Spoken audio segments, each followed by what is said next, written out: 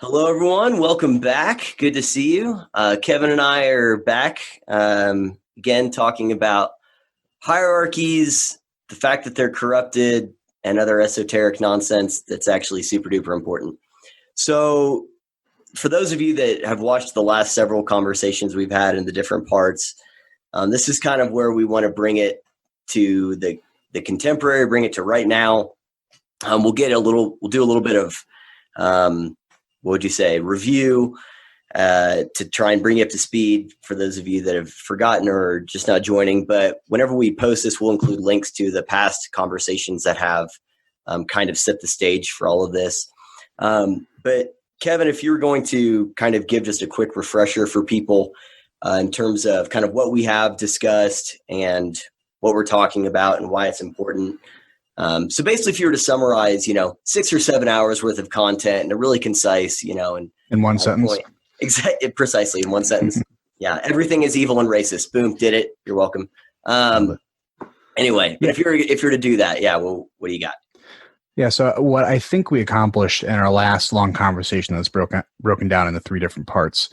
The first part was, why are we doing this? Why do we feel the need to do this? And I think it's pretty clear is when it starts to get into some of these systems of education and starts to be taught as like fact, that becomes a problem because now the thing that was out there not affecting me, but, I'm a good little liberal and I'm going to allow it to happen because I believe people should be able to have their own ideas. That's fine, but it's going to start to really hop up on me. And then when it goes into school and teaches my kids some of this stuff, that's where I'm going to draw the line. So that's kind of where we started. But the meat of that conversation really came in what were the past examples of corrupt hierarchies.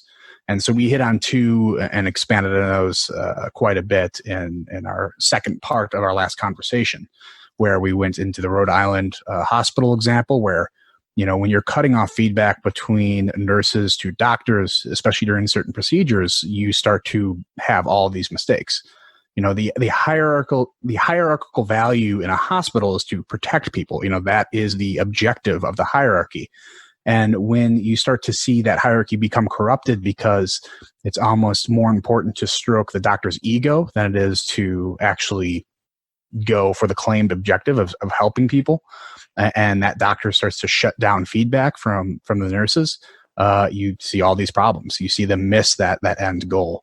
And that's when the hierarchy has become corrupted. So I think that was an excellent example of what happens when you shut off communication, you shut off that feedback that is vital to the objective of that hierarchy. Just to know that it's not just the top of the hierarchy, just the head of the hierarchy that does all these things, that relies on the whole system to generate a feedback loop to make sure that hierarchy keeps moving toward the stated objective, which in that case, again, is helping people. The other one we did is a bit more clear and obvious is the Jim Crow South, that you had people making laws and passing different things to preserve the hierarchy that already came before it, I suppose. When you have slavery, a lot of people down there wanted to maintain it. And when you get rid of slavery, you've now destroyed the hierarchy that used to be there. And some of the people in the South were very, very uncomfortable with that. So they wanted to reinforce and rebuild the hierarchy they saw before. And they did that through legislation. They did that through, not making these overt policies that said, you are slaves, you are less than us. It was making policies saying, okay, if you want to vote, you need to take a certain test on probably some sort of educational background that you don't have because you never had the opportunity prior. And then they see, okay, some whites don't have this education, so now we're going to do the grandfather, type of idea where it's like if your grandfather could vote, then you could vote. Obviously, none of the blacks who have their grandfathers are able to vote. They're all slaves, so it's a really good way for them to get around it and then again reinforce the corrupt hierarchy. So the Jim Crow South was an awesome example of, an unfortunate example, but an awesome in illuminating what a corrupt hierarchy looks like in the past. And can I interject really fast on the Jim Crow one, so that I want to make a distinction. Mm-hmm. Whenever we first defined hierarchies, we discussed that hierarchies come about naturally to achieve a goal. And whenever we say that the hierarchy that was destroyed after the Civil War was the hierarchy of power between slaves and their masters, and that was not a hierarchy that was a natural, productive hierarchy. What was the hierarchy that was corrupted was just the government system in general, where they implemented those voter suppression, the Jim Crow laws, and things like that. So I just want to make a quick distinction that you weren't saying there is a super productive natural hierarchy when it comes to slaves and masters, and then the claimed objective of the hierarchy is progression of progress. Yep. It's the same thing as their kind of version of capitalism. It was to lift all boats, and they believed that the best way to do it was to keep the white man superior. And you could see that the objective behind the hierarchy was not to bring all this prosperity, but was to maintain that the white man over the black man, that superiority was really the intention. So that was the stroking the egos and everything like that. So the hierarchy that existed, that is a good and natural one, is just government generally. That's law enforcement. That's, having a judicial system that actually functions, things like that. Not that would be in conflict right now, but yes, generally. Right. Okay. Sorry. I just wanted to make that distinction there. Yeah. And then through that, we started to get into, how do the dynamics that were at play in those two instances translate to what we're seeing today? And through that, the first thing we needed to establish, and we started to get into, and what we'll get into more at the beginning of our conversation today, is what happened within what we would consider the American left. The liberals used to be on top of the ideological hierarchy within the left.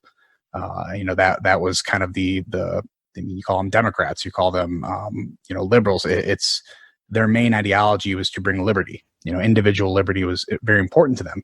But now we've seen a switch, and it was very, very fast. It happened progressively over time, but you really saw something catalyze that switch recently, that now individual liberty is not on the top of the hierarchy even a little bit. Now you see this in progressivism. You see this in, shutting down debate even within the left. And I was starting to allude to what catalyzed that change. Why did it happen? What caused it? And that's really where we left off the last conversation. And we're starting to go into this one. Yep. Yeah, that's good. That was actually a really good summary. Challenge accepted, man. One sentence. Yeah. I mean, it's a run-on sentence. Yeah. You could put a semicolon somewhere in there, maybe where I interrupted a couple you. of them. Yeah. So I think this is an interesting conversation, this part for you and I to have, because I come, originally from the left, and my understanding is that you've kind of always been a conservative, always on the right. So I think we probably have two different perspectives on what the left was, what it is, where it's going. We probably don't have different opinions on where it's going. But I would like to, let's spend a little bit of time unpacking kind of how you historically view the left in terms of, from an ideological standpoint. Like, what are the distinctions as you see them between, your belief structure as a conservative, kind of in the classical sense, and the more understood sense, and what the belief structure ideology is of the left, again, kind of in the more understood sense, not in the way that it is right now. Does that make sense? So how do you see those two different ideologies? Yeah. So the left, how I would categorize them really throughout their history, and I'm not going to dive into the origins of slavery and stuff like that. I want to really give the left more credit than just saying the Democrat was here, because really the left and right, it's not Democrat and Republican. It can change. It's more of a mode of thinking and a collection of ideologies. And what we've seen from the left when we go into classical liberalism is believing in individual liberty. And that kind of manifests itself naturally in saying, we believe in rights for gay people and rights for women, because that's liberty. That's allowing them to live their lives as they see fit. But the traditional classical liberalism is like, well, obviously, we're not going to believe in absolute liberty where you're allowed to kill other people just because that's part of your belief. That belief, your actions stop at the liberty of other people. You're not allowed to infringe on other people's liberties. And that's what we see with the classical liberalism that we hear about from people like Dave Rubin and a lot of people who we used to be on the left, but now are moving more rightward And I think that's because of just the natural ideology within conservatism or the right is to conserve traditions is really the big thing. So conservatism really will float to cover different ideologies, I guess. You see kind of a lot of conservative libertarians, we call them, because we're conserving libertarianism, which is honestly now really almost the same thing as classical liberalism, at least a little closer. But it is naturally to conserve certain ideologies and traditions that we just try to move past. So it naturally just, again, conserves something. And I feel like I'm just repeating myself. But yeah, the way we normally see the left is, again, liberty, to preserve individual liberty and individual rights. Okay. Yeah, I think in my video about whenever I said why I'm not a Republican, I called myself a conservatarian, where I think I probably always had to some degree conservative values, but I don't want them legislated. I think that the right made a lot of mistakes in trying to legislate their values, and now you have a different group trying to legislate their values, and we will get into how that's going. So the way that I always kind of, because what made me think of this is whenever we were speaking, I think it was the other day, 2 days ago or something like that, we were talking a little bit about this, about the natural progression of the left that kind of brought them to where we are now and what we're observing. And you had asked the question, and we've talked about this, and this is something that Dave Rubin's talked about, that a lot of people talked about, is this the natural conclusion to liberalism, to the left, or some people say it's a virus or a parasite that got inserted into liberalism, and others say it's kind of a natural it's a natural logical conclusion. That's what I'm looking for, to the ideology. And whenever we talked last time, or like just you and I, not in a recording, I had said I think there's kind of both, that there is a dissonance, that there's people that don't understand the logical conclusion of certain ideas. Like I never understood. I remember this is probably, I don't know, 8 or 9 years ago, having an argument with someone about the necessity of a very strong welfare state. And they were making the argument that, there needs to be these private and, charities and things like that, and religious institutions and so on and so forth.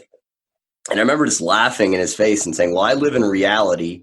That's never going to happen. So, in the meantime, the government needs to do it. And as soon as we have all those other ones in place, then the government can stop doing it. And because I was like, I'm being the pragmatist here, but really it's the opposite, because as long as the government is in place, there's never going to be those, at least a large, robust array of private options, because they have different incentive structures. They have different ways in which they operate.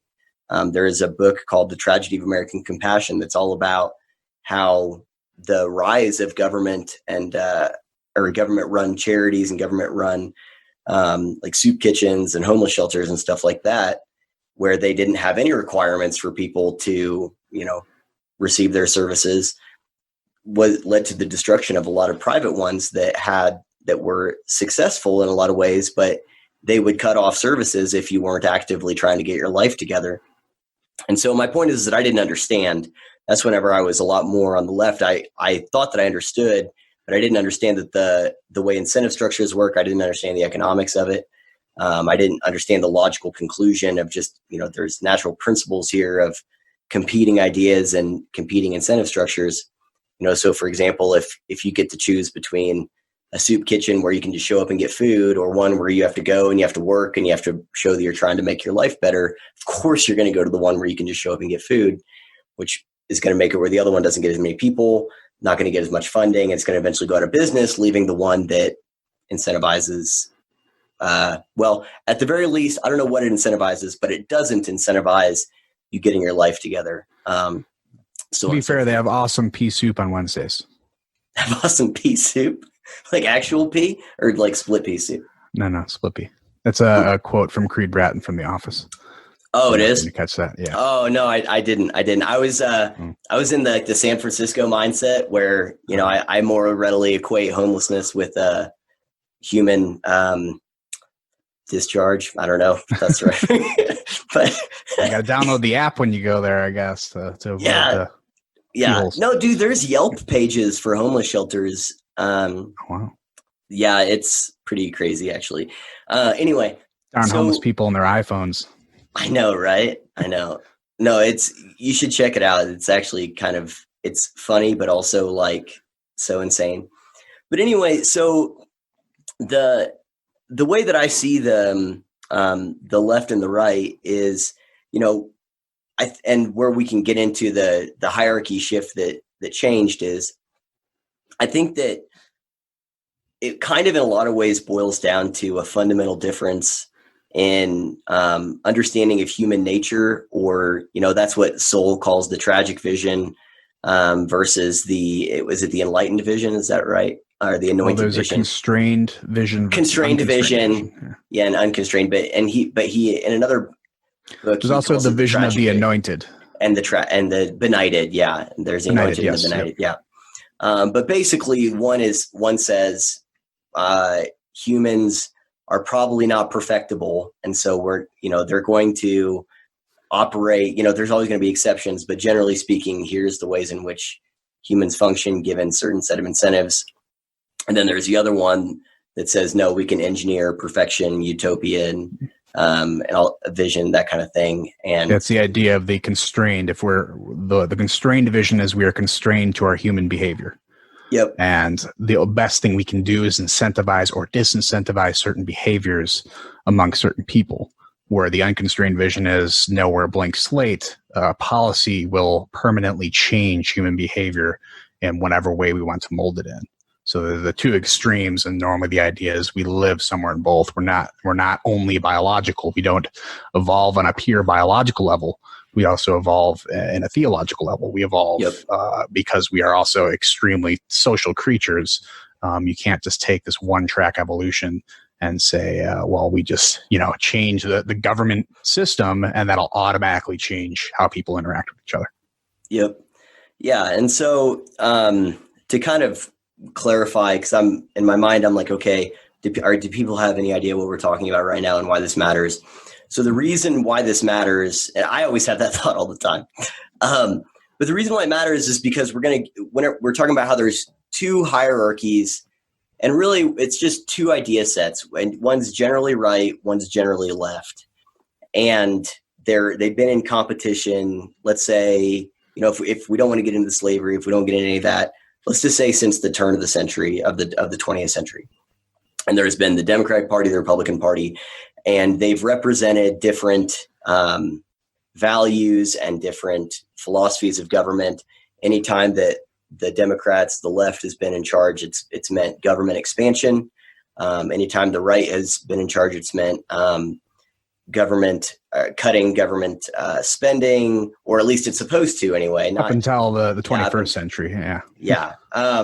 Well, Reagan blew out the spending too. People forget about that. But anyway, it was supposed to, it was supposed to represent fiscal responsibility, but hasn't. And so the right was, like you said, more conservative, as, more traditional, represented, traditional family values, right? That's that was the sloganeering that they would use, especially back in like the 90s, where I think they completely crapped the bed and screwed all this up. But, and the left has always been more, kind of, let's think outside the box. We're open, that's the openness to experience and so on and so forth.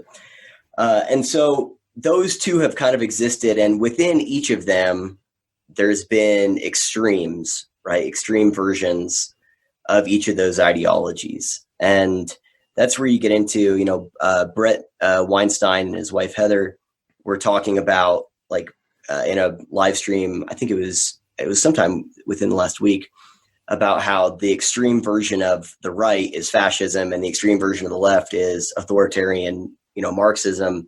And they're basically the same thing in practice. And so, but the point is that if we acknowledge there's extremes on the right, there's extremes on the left, that's not a question, right? Like no one goes, well, no, there's no extremes on the right, and now there's people on the left who will say there's no extremes on the left.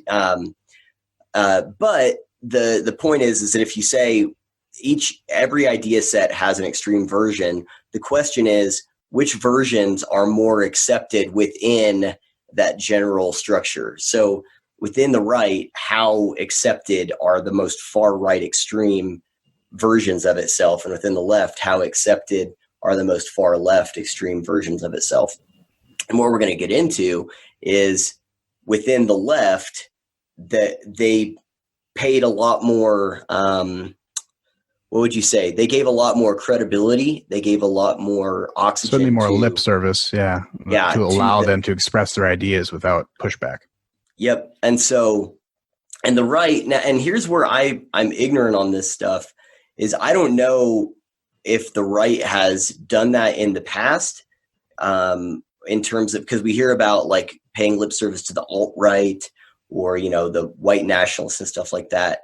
I don't know if the right has a history of doing this with their own extreme, with the people on their side that are extreme, the way that the left has.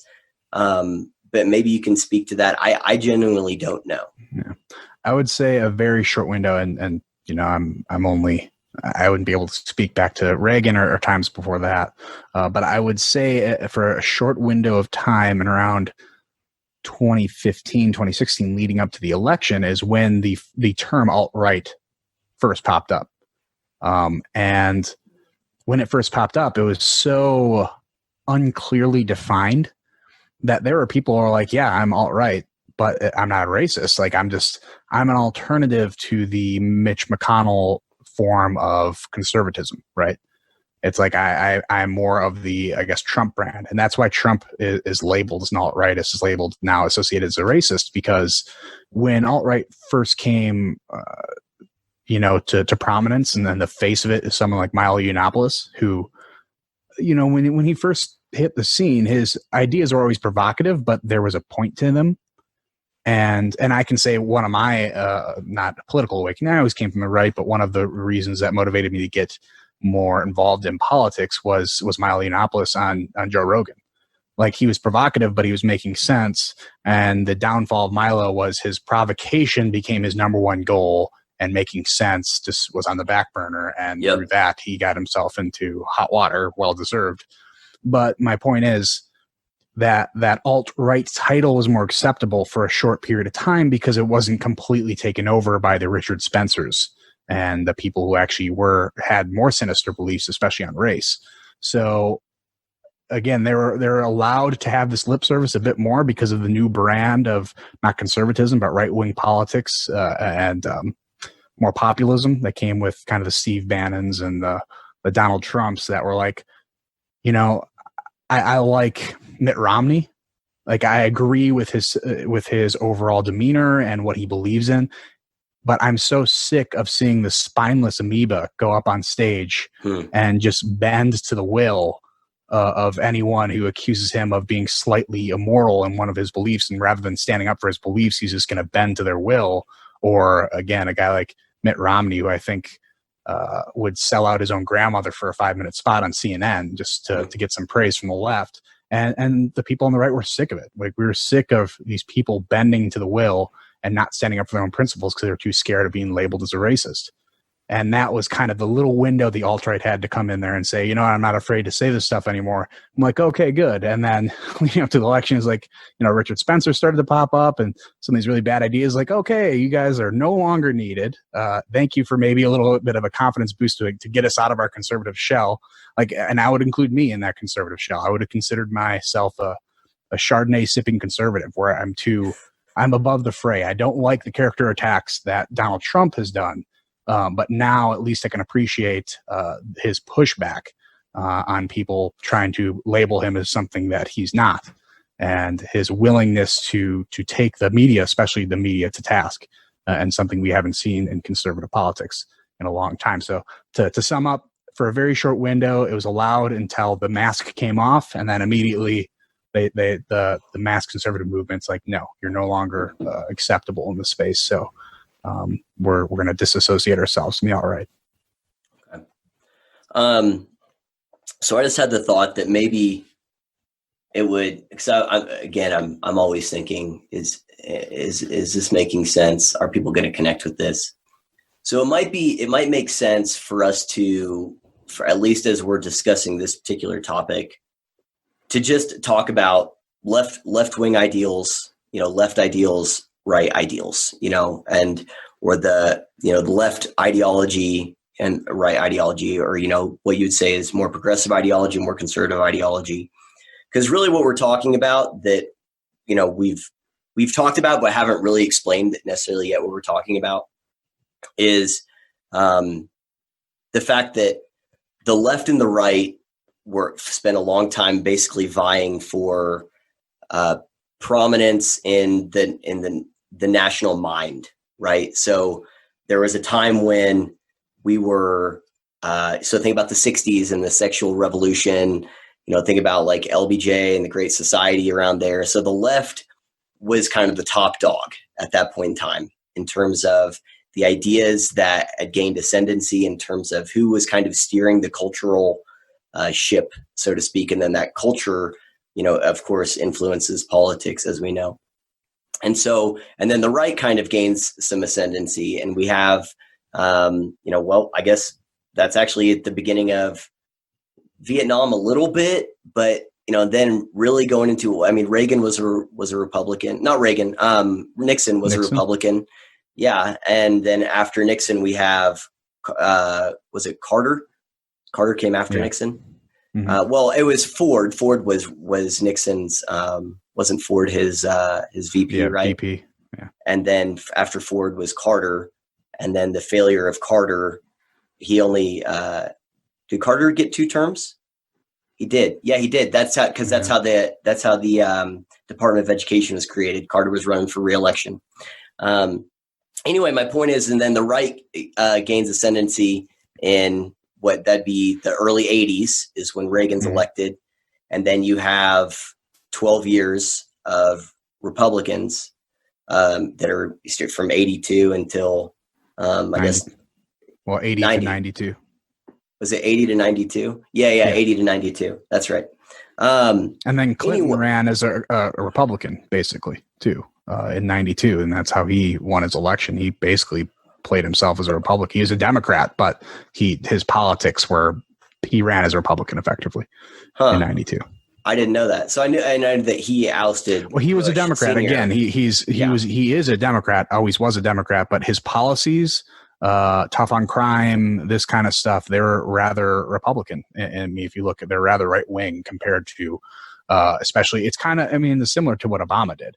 He wouldn't run as a Republican, but he had much more moderate stances on things in 2008 than he did in 2012. Yeah. 2012, he's just like, screw you. This is what I really think. And that's how he kind of rose to prominence. But I think you kind of see that in both parties whenever someone runs against an 8-year political incumbency. Basically, they have to moderate a little bit to capture some. That's what Bush did. Kind of yeah, Bush. That's that compassionate conservatism. Mm-hmm. So the point is as much as I probably butchered a lot of those dates, and the point is that the left and the right, there is kind of what you could say a historic pendulum kind of thing where they're not just in charge, but the way they get in charge is because the culture kind of rallies around what they see them representing. Is that fair to say? Mm-hmm. And as you pointed out, whenever they're running against an 8-year incumbency, they usually tend to moderate a little bit.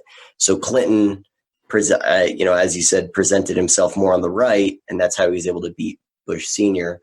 Mm. Bush had to be a little bit more to the left. We get education, No Child Left Behind, compassionate conservatism, all those other things. In fact, Bush's election was, from my understanding, the first time a Republican presidential candidate, part of their platform wasn't, I'm going to get rid of the Department of Education, because from the very beginning, whenever it was founded, it was unconstitutional. The whole thing is a mess. But he was the first one to say that, no, I'm not going to do that. Actually, we're going to expand what the Department of Education does. But so if we're saying that there is that kind of natural pendulum swing of where the culture is, and as you hinted at in the last video, which is something we've talked about before, something happened, I think, in the 90s, and it seems like you also think maybe something happened in the 90s. I would say it started in like the 40s, but you really started to see it catalyze in the 90s, I would say. Yes. So what we're about to talk about, because of one of the huge government policies, that the New Deal and that type of stuff. And then you have the civil rights movement that again started to catalyze this movement a bit more of progressivism. I think you started to see that term even pop up more at that time. And then I think it naturally was trending upward. And then sometime, I would say in the 90s, something catalyzed this movement that shot it way up. And then again, I think recently, probably with it happened before Trump. So you'd have to say somewhere in the 2014, 2015 range is when it shot up again. We had another spike in what I would consider progressivism in this way. Yep.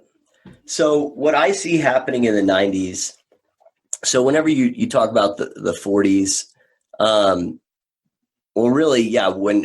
FDR was elected, and I think he was originally elected in 30, 32, something like that. He had 4 terms, yeah. Yeah. So anyway, you get progressivism then, and even before him with Woodrow Wilson. But so what I'm talking about isn't so much the policy and the politics, but the culture. When I see the last decisive battle for the culture being fought in the 90s is when I see I think when the right took their kind of last gasp of breath and finally just keeled over in terms of it being influential in the culture in a positive way and not being the boogeyman. And so that's what I mean. Yes, you're right. The stage was set for that as we got these incremental expansions of government, which, as I see it, changed how people thought about government and made the next generation enters into a whole new schema for how they conceptualize their relationship with government, the role of government, so on and so forth. But I see it as in the 90s is when the left effectively, if the right and left were playing king of the hill for the moral high ground or for the reins of the culture, that I think that the right was pushed off the hill permanently somewhere in there in terms of their credibility in the public mind. Does that make sense?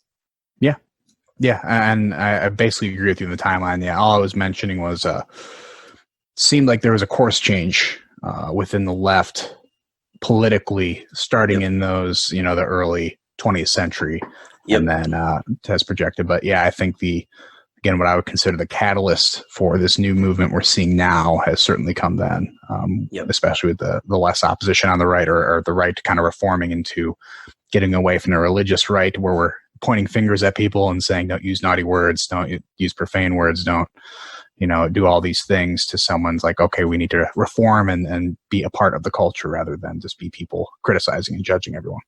Yep. Yeah. I mean, that's exactly right. I was listening to that conversation between Sam Harris and Jonathan Haidt they had not that long ago. And Haidt brings up, and again, because I don't know a lot about conservatism or just the history of it outside of what I've researched, I don't know a lot about it experientially, that whenever Reagan came to prominence, that it was about a coalition it was about values, uniting people based on values, not necessarily policy. And I need to do more research before I just say that is definitely what happened there and it is true. But I could see that being accurate, because then that creates an opposite effect on the left, where it's like, well, we have these values. Now, I would argue that already existed, again, even going back to the sexual revolution in the 60s. But my point is that once you start doing that, you say that we represent, like, what made me think of it is whenever you're saying they were trying to legislate, again, their morality. So don't say these naughty words, can't violent video games or violent movies. And, there was all these, any book that was maybe a little bit edgy, we'll try and get it out of schools because it's pornography or something like that. And so you're going to get a pushback effect if you're trying to have that. I mean, that's the movie Footloose exists, and it's this town where dancing is illegal. Like, you couldn't make that movie without a context where people would have some buy-in, right? Like, there needs to be some sort of truth in a movie to make it believable. Right. And so that's exactly right. And so the point is that people could see that being a real thing, that there are town places where dancing is illegal. And guess what? There were places where dancing was illegal. There's dry counties where you couldn't get alcohol. So that's where they're trying to legislate. Well, to be fair, have you ever seen people dance without alcohol? It's pretty awful. It is awful. That's right. So yeah, that's right. If you're going to ban one, you should also ban the other at least. So fair enough. But my point is that they were trying to legislate their morality, and they thought that they were going to have this moral majority that was going to, rule and reign forever, basically. And they had a rude awakening whenever it turns out that, most people are not going to be down with that kind of thing. People want freedom, people want liberty, and they're going to push hard against that. So it's not, okay, we're actually going to have dancing, and also we're going to start grinding to this, to music. I remember that was the big thing whenever I was in middle school, people were grinding, that was the dancing there. Well, I went to Catholic school, so it was like a 2-foot separation minimum you had to put in there. I'm gonna keep all my jokes are gonna go back. I'll stay inside. Okay. I feel like I'm hearing them. You don't have to say them. It's fine. Yep.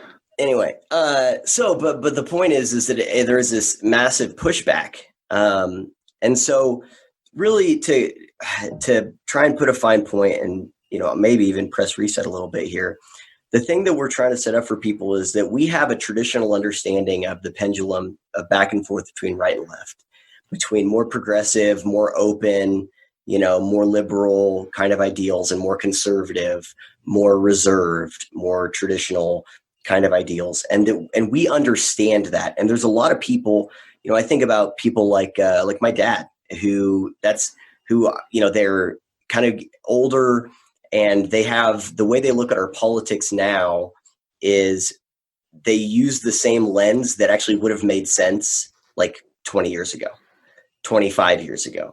And they think that what they're seeing now on the left and on the right is the same as what they would have seen, in 1985 or something like that. And so that's my point, is that we have this understanding, but something has shifted.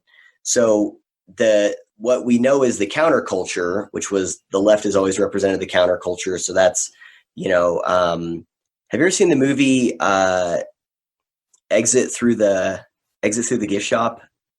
No. Okay. Well, so that's a really good movie, kind of about counterculture a little bit. Or there's who's the graffiti guy, Banksy. Graffiti, and kind of guerrilla art represents counterculture. Anything that's subversive or taboo sexually represents counterculture. And so there was this perception of the left was the counterculture and the right was the mainstream culture. And that's why presidents had to historically run on, traditional marriage and not, be, for same-sex marriage. They had to say, I'm, for traditional marriage. And Obama would, he said abortion safe, legal, and rare, right? So they had to pay lip service to some of what would be considered more the mainstream culture and not necessarily to the counterculture. And what we're talking about is that actually the counterculture kind of became the mainstream culture, or at least planted the seeds in the seeds of what we're seeing come to fruition now in the 90s when they shifted. Like it wasn't really the counterculture, because if it was the counterculture, I remember, I think I told you this, I don't remember if it was in an episode, but I remember like when Ellen came out, like how it was this big deal, and it was on the cover of like People magazine, it said, I'm gay. Right. And then there's Will and Grace, and we have like Queer Eye for the Straight Guy. I think that the integration of kind of gay culture into the mainstream showed that it wasn't counterculture anymore. It was becoming, the norm. And so there was this understanding of what was the counterculture, but it actually has probably been the culture for quite a while now. Does that make sense? Mm-hmm.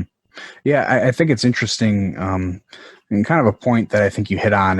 One of the slogans that irk me is Republicans are never going to win another election again if DC and Puerto Rico get their own senators. Right there's this idea, and I'm not just saying specifically that idea, but there's always this idea like Republicans won't win another election for 100 years if this thing happens, X happens, or Democrats won't win another election again if this other thing happens.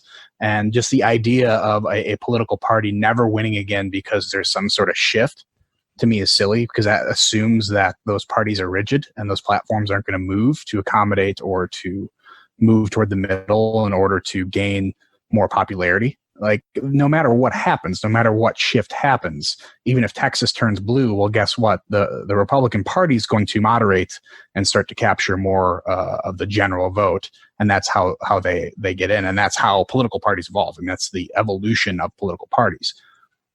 And the interesting thing we're seeing today, and it's something we'll talk about, is the people driving the bus for the left right now is not as political. You have this group that has taken over the hierarchy, and you can tell that the Democrats the party itself is trying to moderate the best it can without pissing the people off who are driving the bus.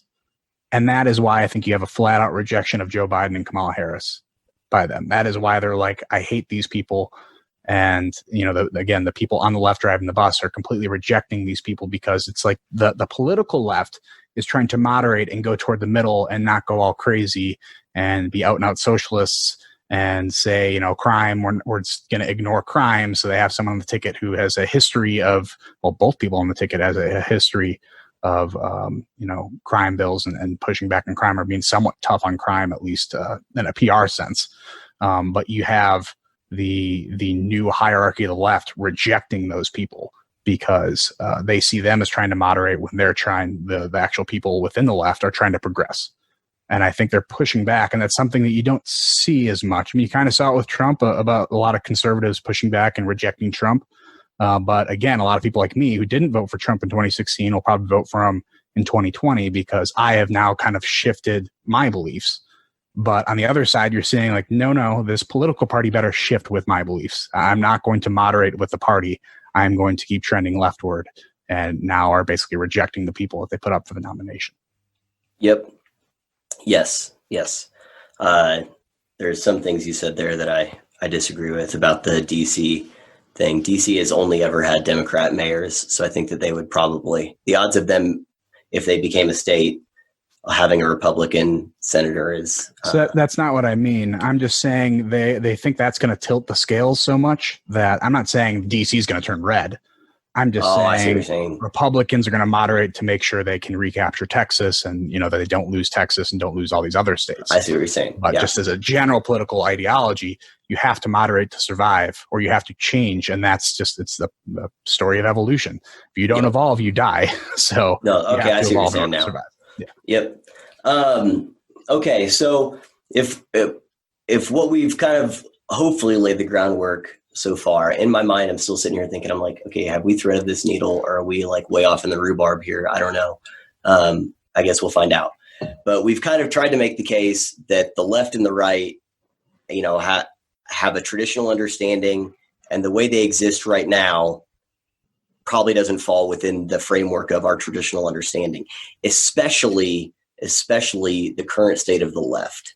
Now, I do think that the right has changed in some ways. Like, again, for example, anyone who thinks that the right represents traditional American values, I think is probably, not completely with reality. Close, but especially the fiscal responsibility, which is driven the fiscal so responsibility, much that's the other right. One. Yeah. Has completely just been abandoned. Right. And so, like, the case that we're not making the case that the left is the only one that's morphed into something different. Okay. So that's not what we're saying. The right absolutely has as well. But if we say somewhere in the, let's say again in the 90s, so maybe 25, 30 years ago, the left gained ascendancy in the culture in terms of people's belief structures, what is the norm, what is the counterculture, what is considered cultural mainstream, that the left probably did that somewhere then. And the other part, and this is I'd kind of like to shift here a little bit, if that makes sense to you, to the switch that took place within the left. Because I think this is where the really interesting topic lies of, kind of unpacking. So it's not just about the left and the right changing hands, because that assumes that the left is a static thing and the right is a static thing, when really they're both dynamic. Like I just said, they both have shifted and morphed in a lot of ways, but the left has shifted in some ways that are very fundamental. In other words, I would argue that the right does not contain people with inherently contradictory and incompatible views, like as a general rule. And what I mean is, of course, I'm sure there are people that have incompatible views on the right, but the groups that hold those views, I don't think have any type of parity, or there's not any real tension. So in other words, I'm sure that there are super duper racists on the right who will probably vote for Donald Trump in November, but I don't see them as being a real threat to seizing the reins of the right generally and becoming the new thought leaders of the right. I'm sure there are lots of people on the left who would argue that that's crazy because we have a Nazi or whatever as president. But the only thing I would say about the right, just real quick, is just because the left has moved leftward, has abandoned what we consider more independent ideologies like libertarianism that are now naturally moving into the right category. Same thing with classical liberals, naturally moving into the right category because conservatism is trying to conserve those ideologies. So there's some pushback. There's definitely some friction within the right, but I would say the overarching guiding principles are still intact there, where we all kind of follow. We're not going at the throat of libertarians just because they don't believe the exact same thing as conservatives do. And the biggest friction, I think, is the religious aspect, where there's a lot. I don't know. Again, it's not really a growing movement from the right, but it's just because people are starting to move toward the right that come from a more secular point of view. That is a lot of the friction, like kind of I alluded to, I think, before we started the recording. It's so much of our ideas are based in religion, and really you have to prove them through religion. Like the thought of murder is like something that you have to have religion in order to understand why murder is a bad thing, where some people just completely abandon it. So there's a little bit of friction within the right. But the nice thing about the right is there's room for dissent. Like, we don't reject feedback. One, we can't really do it now. We want to try to accept some more ideas to grow the base, but there's a lot more dissent allowable in the right, where the left right now, there is no dissent. It's not allowed. Would you say that the right has always allowed that dissent, or they've become more open to it? Okay. Yeah, that's no. Well, as we talked about in the 90s, I mean, there wasn't, they wouldn't be accepting libertarians. Those dirty hippies wouldn't be allowed in the church, right? So they wouldn't be allowed. So there's always a pendulum shift. And although my very, very biased opinion, I would say the right has always seemed to be a little bit more open than the left has been throughout history, at least more consistently. The right has had its problems, for sure, with not allowing dissent. Absolutely. Okay. All right. So that's good. So the point is that there has been, let's talk a little bit about the change as we see it that's taken place within the left. And I want to try and, there's so many, you can listen to Sam Harris or Dave Rubin or any number of PragerU videos or any of these things, people talking about, the left. And so I'd like to try and take an approach that's as almost academic as possible without putting any value judgments on it, just to try and present the information to try and build the case. Now, obviously we can build in some of those, what are our personal thoughts on this whenever we go to analyze it. But if we're just to try and take almost a sanitized, just overlooking view of what happened within the left, what are the competing ideas, and how did one set of ideas maybe subsume the other set. I want to hear your thoughts on that first, like as in when you think that happened, how you think that happened, and what exactly that is. Yeah, and then I can kind of build on that, because this is the part that is so important to the case that we're making. So just so everyone who's watching this or listening to this, if you're still with us, the point is that we have a pretty good understanding of kind of where the right is right now with Trumpism and this kind of populism. And I wouldn't say there's anyone that necessarily loves where it's at, because, but it's out there in the open. Like we understand that Donald Trump and Ted Cruz are very different. That Dan Crenshaw and Donald Trump are very different. So there are competing tactics on the right. So you got your Candace Owens, a little bit more, and then again you have some people that are a little bit more thoughtful about it, like Dan Crenshaw or something like that. And I'm just presenting them as thought leaders. I know Candace Owens isn't a politician, so of course Dan Crenshaw is going to be a little bit more thoughtful. I would argue the thought leaders are very rarely politicians. They're going to be the people commentating on the politicians. Yeah. No, that's fair. And so, but my point is that we kind of understand where the right is, even if it's where it is in a little bit of a disarray, because it doesn't really know what it believes about spending. It's like you said, there's a lot of people coming into the right. So it's still figuring out. I think it's in a lot of the areas where it's still figuring out what it is. It's just kind of just left them alone. So like same-sex marriage, for example, instead of trying to figure that out, they just said, okay, whatever, we're just going to not talk about it anymore. I think would be another example, but that's out in the open. The kind of the differences in the right are out in the open, and not that the differences in the left aren't out in the open, but I don't think they're out in the open in a way that people really understand what's at stake, like really understand how incompatible these different ideologies really, really are.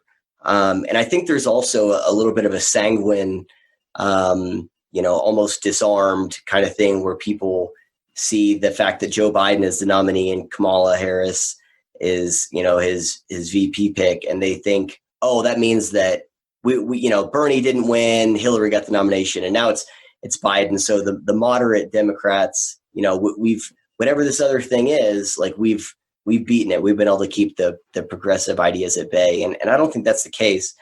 So if you were to kind of give, your understanding of the two different competing ideas within the left, and kind of where they were, and then maybe how one of them started to overtake the other one, just kind of what exactly is going on over there, so that we understand that if the left generally gained the reins of culture, who gained the reins of the left and is now actually steering that culture. Does that make sense? Yeah. Yeah, I think what we need to start out is really what caused the shift. And to me, there are three different options here. Did the shift come from within the left is option number one. Option number two is this an external force that came into the left and then made that shift? And then option number three is this just a natural progression of liberalism or progressivism? And I think, as you kind of alluded to before, I think we both think it's option three, at least the most influence on, is just a natural progression of progressivism. And then I would also say a little bit of the external force, and I think that comes a bit from critical theory and stuff like that, and we can dive more into that later. But kind of the natural progression of especially progressivism, and I throw liberalism in there. Again, we have different definitions of liberalism depending on what context you're bringing to the conversation. There's classical liberalism, and then what I would consider now is basically progressive liberalism. And what I would say progressive liberalism is more of an absolute liberalism. So if you want to build a mirror image of what absolute liberalism is on the left compared to what it is on the right, I think a good example on the right would be the Ayn Randian type of free market advocates. So there's this idea that the free market builds its own moral systems. And that's not something I would agree with, although I think that's an idea that I would have played around with more, in like 2015, like a while ago. And again, almost utilitarian morality, exactly. basically. Yep. Right. And we know, we know that doesn't work, that people can be taken advantage of, and there needs to be a moral system that free market economics works within. And I think we see this most glaringly with China. Like you can't utilize a system that's not playing the same game in order to drive down the price of goods and increase purchasing power. It doesn't work that way. But the idea of absolute liberalism is tolerating really bad behavior. So an example of this, I'm going to try to tread lightly because my fiance, I don't think, listens to the show very much, but there's a situation where we have a friend who is dating a guy, and we found out that the guy she's dating is married with children. And, we see this as a big moral conflict, right? Sure. But just to get out of that, what she tells me, my fiance tells me, is like, should I say anything? Like, is this my place to say, hey, maybe we're kind of uncomfortable with some of the stuff you're doing because, we find it more immoral? Or do I just say, I don't judge? Like, I'm not going to judge a situation. And to me, that is the ideology of absolute liberalism, is to not judge. It's the person that says, only God can judge me, and they tattoo that on their lower back, and they've never cracked open a Bible before. It's like, yeah, I don't think you understand the point of judgment, especially in a biblical context where I'm not going to be the person making your final judgment. I'm not condemning you to hell, but I can judge you as a person to say, hey, what you're doing is wrong, and you're going to hurt people. And so, again, it comes back to her saying, well, I don't want to judge. And what that effectively does is it normalizes bad behavior. And that is what we saw within the left. The absolute liberalism to say, you know what, there's a competing ideology within the left. I want to be sensitive to it. I don't want to say, I'm shutting you down because you don't believe exactly the way I do, because we've seen what happened in the 90s with the religious right. And I don't want to look like that. I want to be accepting of and be open toward these alternative ideologies. And the result of that was to see the ideology over there. You look down at something, you look down at your phone, you look up, the ideology is right in your face now. And it is starting to take over your surroundings. And that's what happened. You have one ideology that says, I'm not going to judge. And you have the other ideology that says, I'm taking over everything and I'm shutting down dissent. And I think that's where you saw the flip there, is just, again, absolute liberalism took over, and this new ideology of progressivism took over the party, or took over the ideology, I should say, the ideology of the left. And, it comes from a place of not judgment. And my response to my fiance is, I think the world would be a much better place if we judged each other more critically. It's not judging each other is not a good way to live. You're going to accept a lot of bad ideas, and you're going to see a lot of bad things happen if you decide to do that. And, that's what I think catalyzed that switch within the left. And now you have someone else driving the bus, and those people do not allow dissent, and they present themselves as open, but are the most closed people you can possibly imagine. I mean, you say you're open to, the LGBT plus alphabet people community, and I don't mean that to be like demeaning, but we're grouping all these very, very diverse people into this one large group. It's like people of color. It's like you can't lump a huge diverse group like that and expect them to all believe in the same thing. Right. And now you say, I'm for I absolutely advocate for these people. And then one person from that group dissents and is like, I don't know. I don't really believe in the stuff. I'm a lesbian and I believe in feminism, but now we're in direct conflict when it comes to allowing some of these transitioned men that transition to women do go into female spaces and starting to exclude the females. It's like, to me, that is going against my brand of feminism. And with that type of dissent, even though they're within that community, it is not allowed. They'll be booted out. And same thing with Black Americans. If a Black American goes against something like BLM, they get called the worst things in the book by the same people who advocate for their rights. So I think that's what we've seen in the left with the switch. I'm going to use the whiteboard. How's that? Can I do that? You cool with it? All right. Can you still hear me all right? Yeah. Okay.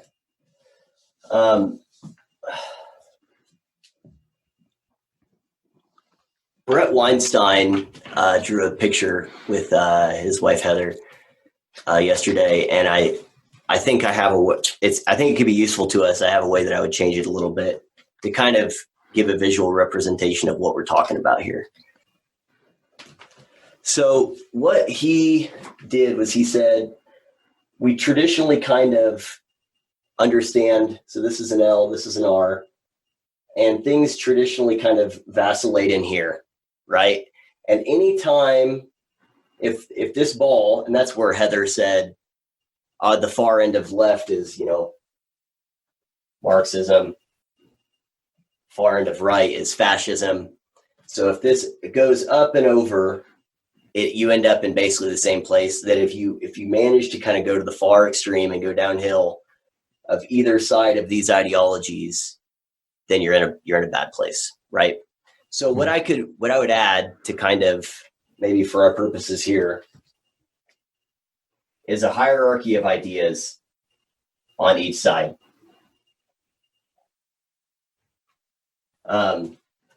And what we're talking about is, so if this hierarchy represents the driving idea sets in either one of these groups, what we're really talking about is, has this hierarchy of, we're operating here, we've kind of talked about here that fiscal responsibility is not, maybe it was up here and now it's actually down here, right? Like, so that's not a big, value, right, anymore. Well, it's projected as a big value, but it is, but in practice, right. In practice, it's not, right? So the question is, are these ideas, is everything within these ideas on the left compatible? If not, which ideas are in there? Like, what are the top ascendant ideas of the left, and are they the same as what we've maybe always understood them? Because what you're talking about, current day left, right? Yeah, because that's what we're talking about is that so within the right there are certain so we could say family values is something that changed, right? So quote unquote family values. Really, I would say that the ascendant idea on the right now in my view is really hold the line of the Constitution and individual rights and freedom. That seems to be the ascendant value on the right. Would you say that is roughly correct? I mean, I would put family values probably more toward the middle. I do think Trump is a bad vessel for family values, obviously, but family values is still, I think, pretty high in the relative hierarchy of the right. Where do you see that? Because I can't even think of an example of where I would see that. Advocation for the nuclear family, having 2-parent households is a huge one. I mean, that's a massive talking point for the right. 2-parent household. Okay. That's fair. That's fair. I think. And also if you include abortion in there, I don't know where you'd fit abortion categorically. But if you'd fit it in family values, then obviously it's also toward the top. No, I think that's probably right too. But even so, that would be the abortion one is basically the one place where there is this conservative value of, because right now there's such a push coming from the left against individual rights and liberty. The one place where the right is saying, no, we do want to impose, a quote unquote restriction on your liberty is because of, what they call an externality with abortion. It's not trying to control your body. It's about the body inside of your body. So that's fair. But we'll say the Constitution, so we'll just put liberty. I'm just going to put an L for liberty. So on the left, the point is, and what we're trying to get at here is that, the example that I just want to I'm just going to jump to the Hydra analogy because I don't know a better way to articulate it. Is that we have in the movie Captain America, right? So we have the Captain America, the first Avenger, and they're fighting in World War II, and within the Third Reich. So I hate using the left as our kind of our not, but within the Third Reich so you have the overarching hierarchy of power and resources of the Nazis, but there's this other subgroup within there called Hydra. And Hydra has a different set of goals. They have a different worldview. They have a different plan for the world, but they're totally fine using the resources of the German government and military until they gain enough power to put their plans into motion, in which case, at the end, there's kind of that quote whenever one of the Nazi scientists sees that the map of where Hydra's going to, bomb everywhere, that Berlin's on the map.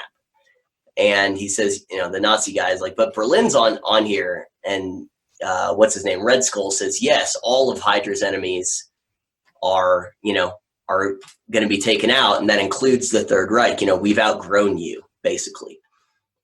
And the point is that they had no problem, Hydra had no problem using their resources, using the power, using the safety of kind of being within this larger structure until they were able to seize the reins and just push everyone out and completely take over. And that was kind of the goal there. And the argument that I would make, and I think that we are making, is that there is kind of a similar shift within the left. So the right can shift these things around a little bit. But I wouldn't say there's any group in the right that has any type of real power, that has a fundamentally different ideology, fundamentally incompatible ideology to the right generally. I'm not saying they don't exist, but that they don't have any real power. Does that make sense?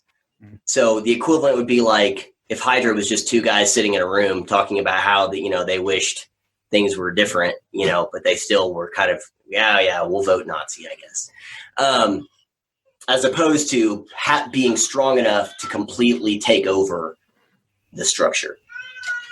And so on the left, what we're talking about here is, and this is where you said, this really the differences between a classical liberal, people that are just a little bit more open to things, maybe want, more of a social safety net, probably some more government intervention in, the environment, higher taxes, that kind of thing, versus an entirely different idea set, that is completely incompatible with, the way that the kind of the classical liberals on the left would attain their goals. So like you get an anti-capitalism vibe going on there, like capitalism and we hate capitalism are completely incompatible, right? Like it's not reform capitalism, it's we have to dismantle capitalism. Well, one wants to fix the free market a bit more compared to the complete fix, to a complete fixed market is how I put that in economic terms, right? Yep. So my point is that the people who are kind of always in charge at the top of the hierarchy up here paid enough lip service to, kind of their radicals down here that they allowed the radicals to spread. So the radicals maybe only had this corner, and then they got this corner, and then they got this much, and this much, and this much. And now they're completely taking over the hierarchy. It'd be the same as if the right, talked about, well, we don't want to completely bring back, slavery, or we don't want to completely create a white ethno-state, but we could probably dabble in it, right? That's where you get, the kind of the lip service that the left is paid to socialized medicine or some of these other crazy left-wing ideas, that the progressives put forth. They don't really condemn them. They just say, well, we'll kind of play around with that a little bit. And so by allowing radical ideology to spread within their midst, they let Hydra take over. They let Hydra take over their party. And so the left, who's kind of generally controlled the culture or been, the dominant, thought leaders, perceived moral betters, probably since the 90s, has since then, I think, I would say, probably sometime in 2010s, been taken over by, that group within them, that it has completely incompatible views and is now steering the ship. And So I don't know what your thoughts are. We could bring up that article that kind of explains it from January if you wanted. Yeah, I would say the one, I mean, I know we explained it in more economic terms here, but I think the biggest divergence inside of the left right now and the most ground ceded by the classical liberals to the now more progressive liberals is they used to be, the classical liberals were about equality or proportionate opportunity, and they ceded ground to equity or proportionate outcome. These two things seem synonymous with each other, but they are completely at odds. They're incompatible. You can't have both. So the equality of opportunity, which is a worthwhile goal, at least allowing every person to have the same general opportunity. And even as someone on the right, I would say you really can't attain that. You can't, if my parents decided to work hard, stay together, and gave me a leg up by being, accumulating enough wealth to send me to a better school or whatever, obviously my opportunity is going to be a bit higher than someone born with a little less privilege in that case. So there are still ways that pure equality is not really attainable, but at least you can get rid of the roadblocks to some of the opportunity for everyone. Like, you can't obviously get rid of any legislation that does not allow opportunity for everyone. But now that has shifted to equity. Equity is the big word. And this is something like when you're reading through some of these books like White Fragility and How to Be an Anti-Racist. I mean, this is the word flip that they did in there. And people, because they're so close to meaning, and even equality, I could switch that out in a normal conversation. People aren't even going to notice I did that, right? Because they're so close to each other. But their meanings and really the ways to achieve those goals completely different, not compatible at all. And so that is kind of the slip that they did. And I want to say they started to really brand themselves as an equity movement instead of equality movement, and probably like more than 90s, but then more overtly in like the 2012 to 2014 range. And that is where you see complete divergence within the party. And now even politicians on the left are ceding ground to equity. And although equality of outcome is more of a dirty term, because it's more obviously like, okay, you can't do that. You can't legislate equality of outcome. Equity seems to be a softer version of the exact same goal. Yep. It's just the same thing, just stated differently. That's right. So what we're talking about here is, because this whole thing, we've been building and set up the conversation about hierarchies becoming corrupted. How do we know when a hierarchy has become corrupted? And, we've kind of framed this as we want to give the contemporary of kind of, okay, how does this relate to today? And we've really just, we've spent an hour kind of laying the groundwork of what happened and where we are today. And what we're saying is that the people who control the culture are the ones who, kind of brand themselves as a counterculture, the one who say they want to dismantle, systems or positions of power are the ones in power. And they come from, like, if you say, well, that's just, this just the Democrat, it's the normal back and forth. It's the normal ebb and flow. No, the ones who have taken over here are wanting to completely change the rules. They want to completely hermetically seal them. So they're taking the reins of power within the left and within the culture, and they want to cut themselves off. And what they put forth is incompatible with the rest of the left and everyone else more broadly. And they're very open about this. Do you care if I bring up that article? Yeah, go ahead. Okay. All right. So what we're talking about here is, so here's an example. So this is an article from January. So can you see it? Yep. All right. So this publication, Jacobin, is it's a Marxist socialist publication, and this is from January 7th, and they're talking about this AOC quote where she had said, that basically that her and Joe Biden would not be in the same party if they were in another country, and so they say AOC is right. She, Bernie Sanders, and the millions of working class people ready to fight for a political revolution don't belong in the same party as Joe Biden. The fact that they're nevertheless Democrats is one of the more frustrating facts of American politics. And this article is they're saying, what is it that you see in the news? You hear people on the left and right say the quiet part out loud. The quiet part is that it's just convenient. This is Hydra. It's convenient for them to be in the same party here because they have to have a political home, but they are not compatible like thought structures. They're not compatible visions of government. They're not compatible visions of rights and of liberty. They are not compatible.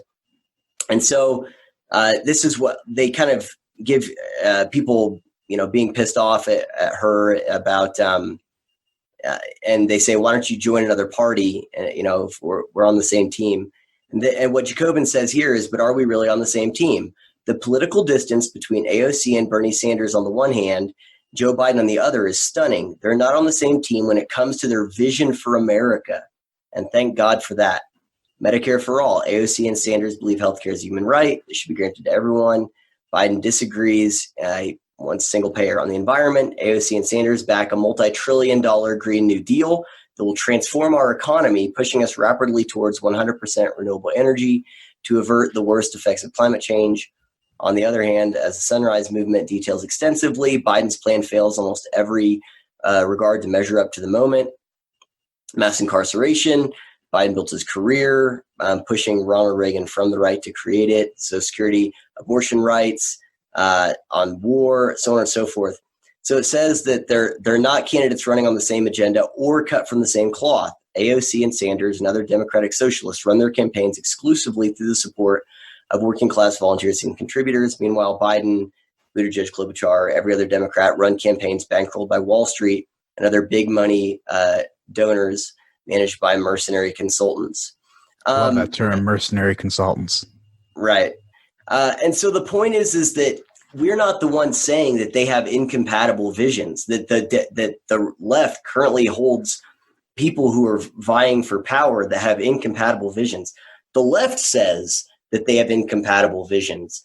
And it's the far left progressives, the one who we're arguing have taken control, that they're open and honest about it. They're saying, look, we do not have the same vision for America. We don't have the same vision for government. We don't have the same vision for rights. We don't have the same vision for any of these things. And what do they say? They say, thank God for that, because they view anyone to the right of them as kind of the enemy of the revolution. And it's the Joe Bidens and the Nancy Pelosi's that aren't at least honest about it, because they want their vote. That's what I'm saying, is they've paid enough lip service to the radicals in their midst because they want their votes, and it's made the radicals spread and gain ascendancy in a way that where they now need their votes. Whereas if they would have just early on said, nope, sorry, they're going to vote for him anyway. The same way that the white nationalist, racist, super far right, they're still going to vote Republican, even though the right is like, dude, we're never going to do that. I mean, thank you for your vote, but we're never going to do that, right?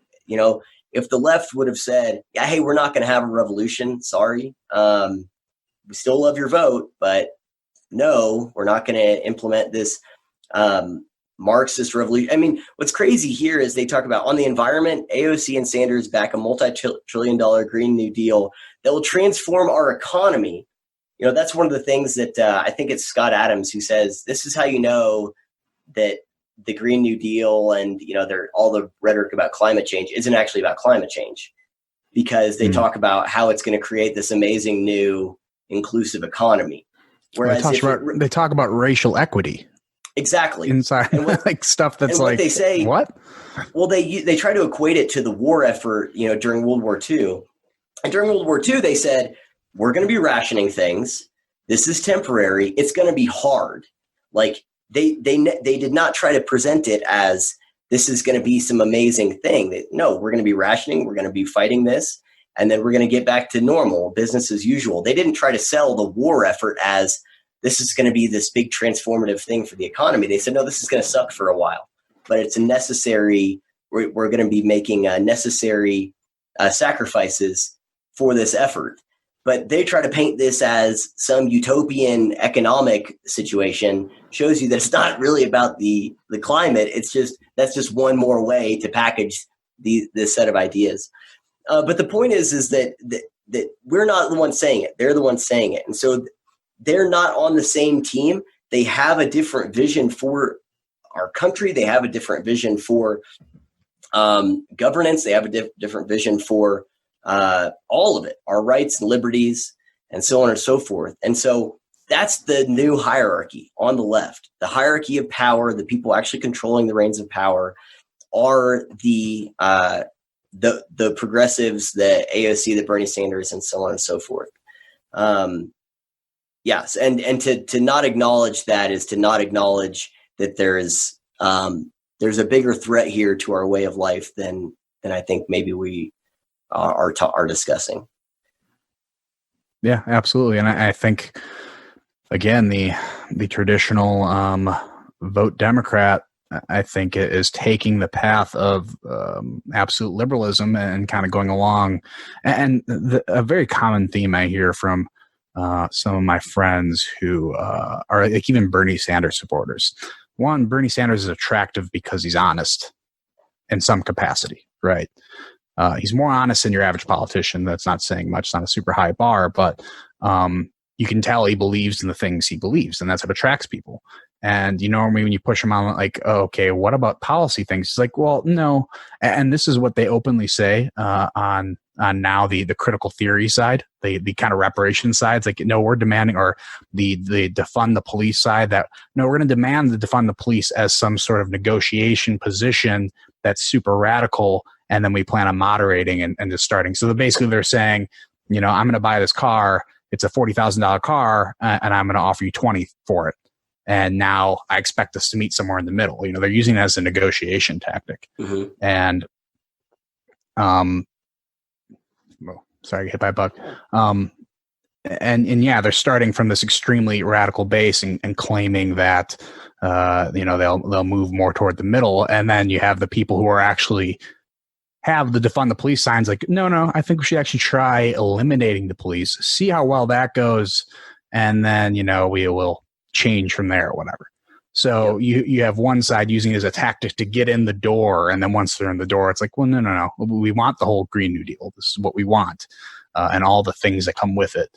And that's extremely dangerous. I mean, that's just it's a bad faith effort to try to achieve your goals. And if people actually saw that, if the everyday Democrat voter, again, my friend who's a Bernie fan that just says, oh, none of his stuff's going to get achieved, I just like him as a person.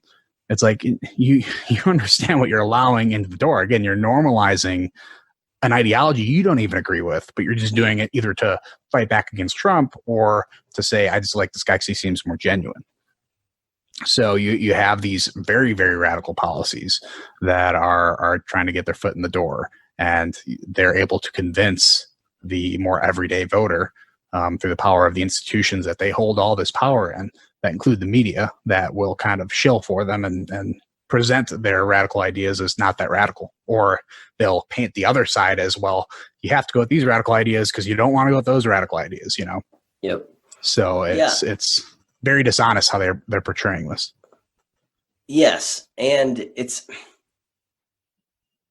I'm not sure that everyone who's portraying it dishonestly actually understands that they're portraying it dishonestly. So what we've been kind of building is, okay, here's the case. Left and right traditionally go back and forth. The left probably gained ascendancy in the culture generally. So that's media, the just general values of the culture, probably somewhere maybe around 30 years ago. But then within the left, there's another group that took over them that is now steering the culture. And it's not the same left that we, normally associate it with. It is these radicals. It is this progressive base that's incompatible in their visions of really everything, including perceptions of reality. And as you mentioned, I think this is it's worth talking about a little bit of how they continue to have any legitimacy whatsoever with some of these insane ideas. And that is like what you just said, is that there's people that will kind of go out and shill for them, or that will go out and say, well, no, this is what they really mean by this. This is what this really means. And a lot of this, I think, is this tribalism, this partisanship, where people, once they start to encode what are the buzzwords of my side, then they just rush to defend whatever those are, without necessarily thinking about whether or not it's a good idea or not. And again, the defund the police was one that whenever it cropped up, I thought, I know what's going to happen. I had specific even people in mind that I know who I'm like, I'm interested to see how this person starts to, spontaneously defend this idea without engaging with it in any type of like kind of critical thinking kind of way. And they did just that. And they did, well, this is what it would look like. And here's all the ways in which this could work. And that kind of goes into the Mott and Bailey kind of thing. And that's one of the ways in which these radicals are able to continue to promulgate and have their ideas be granted legitimacy. That's James Lindsay's talked about this before. I've heard Ben Shapiro also kind of allude to it. But the Mott and the Bailey was this old style, basically civilization, like a township in medieval Europe, and you'd have like this big superstructure called a motte on maybe the top of a hill that was a defensible position. And then the Bailey is all around it. And that's kind of the farmland and the village and where the people actually live. And then if someone comes and attacks their Bailey, they rush up into the motte, and they can defend their territory. And the argument that, again, we'll have to put a link there, that Lindsay makes, and that is what you were just talking about, is that the radicals will say something like defund the police. And they're out in the Bailey. So the Bailey is, defund the police. Let's get rid of the police, or we're going to replace them all with social workers, or the Green New Deal, or Black Lives Matter even is, and as an organization or anything like that. That's all out in the Bailey, and they'll have these radical ideas, and then there are people who key into, well, this is our side. They build the motte. They build the defensive, the more reasonable position, which is, I'm against police brutality. That's the motte. That is the defensible position. Or, racism is bad, or, or any type of Black Lives Matter. Yeah, or Black Lives Matter. Yeah, like what's the problem? And so they play around in the Bailey and they push all these crazy policies, and then the people who say they can't possibly mean that literally, or this is our side, so let's find a way to make it work, build the defensive position so that whenever someone goes and attacks them and says, what do you mean defund the police? That's the stupidest thing I've ever heard. They rush back up into the motte and they say, well, what do you mean? Why don't you want to reform the police so that we don't have police brutality? Why don't you want the police to have more training?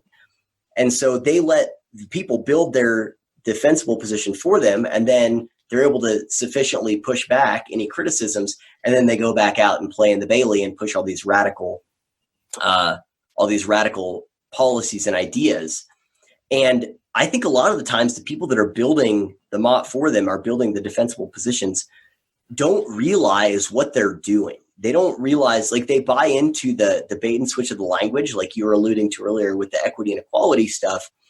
And they want to, give it the principle of charity as much as possible, and say, well, what's the reasonable version of what I think you're saying? And they defend that, but really, and then the people who really are like, no, I really mean this. I think there was an opinion piece a couple months ago in the New York Times that said, no, we really mean defund the police. So this is what we really mean. And there were lots of people in that same vein saying that, like, no, we really mean this. Like, I understand there are people trying to steelman this. No, this is what we really mean. But that, of course, that doesn't get any coverage or attention. Dismantle the system. We really mean that. We really mean we're going to tear down this whole thing and implement an entirely new structure here. And that's what you get when the calls for revolution is always where I stop. I'm like, okay, what brand of revolution? American Revolution or French Revolution? Dismantle is French Revolution. Yep. That's accompanied by a lot of different things you're probably not going to like, which includes a lot of death and a lot of destruction. And that's just the natural conclusion of that type of revolution. And dismantling perfectly, I mean, you let the cat out of the bag there, exactly what your plans are and what lives are going to be destroyed because of this major shift and major change. And I think that's an important thing that we don't call out. We don't do a good job of calling out. Especially the revolution is a big red flag to me when anyone calls for revolution. Maybe it's my conservative tendencies to always push back against revolution, although there are certainly great cases, American Revolution being one of them, of the good they can do if done properly. But the proper word is going to be reform. The proper word is going to be, let's look at what's wrong with these systems and try to correct them. And there's an interesting tweet that Michael Knowles sent out about you're reforming systematic racism. And then he lists out all the institutions that are controlled by the left and being like, well, if there's systemic racism or systemic injustice in these systems, maybe stop voting for all the people who control the systems. Right. I mean, you're just constantly just continuing the cycle by just making sure you can keep those people in power and keep those ideas in power more relevant than the actual people themselves. It's the ideas. Yep. So, all right. So I feel a little bit more on track here. I think the first hour I'm like, oh my God, we went off the rails a little bit. I mean, there was some good content in there, but we didn't stick on the left hierarchies much. Well, it's really difficult. I mean, this is people have a difficult time understanding that the left is not the left as I understand it, and that, whenever they say the systems of power, we have to, challenge those in positions of power. They're the ones in power. They're the ones who've been in power. And so like the left has been in power for a while in terms of controlling the culture. And the fact that they've allowed these radicals in their midst to continue to be legitimized in their most pathological forms, that part of the left has gained power. So there's been two shifts. And this whole thing, what we're talking about is hierarchies becoming corrupt. And the left, and not the left generally, we're talking about this subgroup. We're talking about Hydra here. They have taken over the positions of power within the left, and they're taking over positions of power within our institutions, education, news media, so on, entertainment, just corporations generally. And because they have that different vision, that's why it's important to note, like whenever AOC says, yeah, we don't belong in the same, we want this big structural change, we want this big revolutionary change. What does that mean? Like you said, I want to know, is it French Revolution or American Revolution? Is it dismantle or is it reform?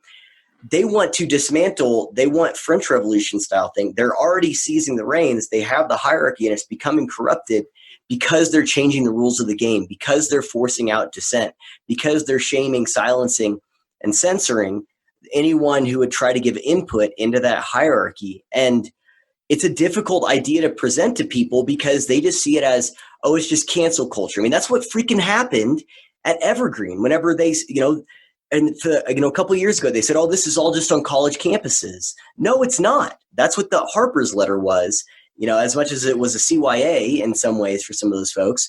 But no, it's not. It's not just on college campuses. It's not just a few loud folks. It's, we only, the average person who lives on a low information diet and just wants to live their life only pays attention to it when it gets loud.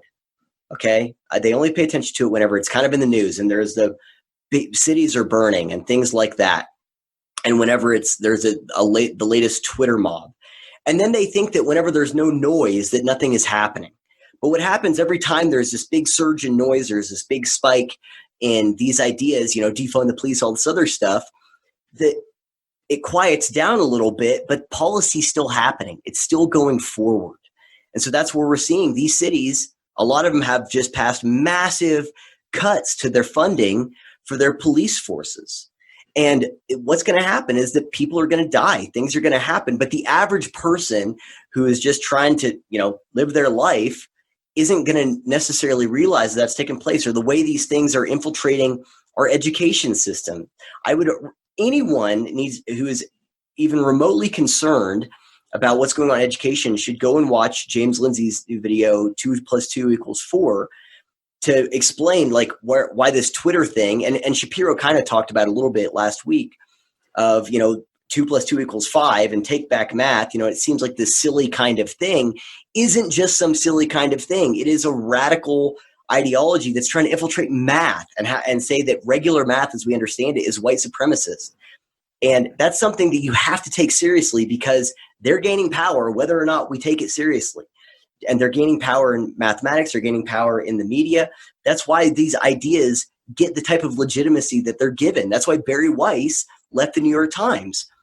Because just because it's not loud, just because the city's not on fire, doesn't mean that these ideas aren't still progressing. They aren't still gaining more and more footholds in our culture and in our institutions more generally. They're gaining power, they're gaining authority. And as we've said before, power is only a problem by extension of how it's wielded and who is wielding it.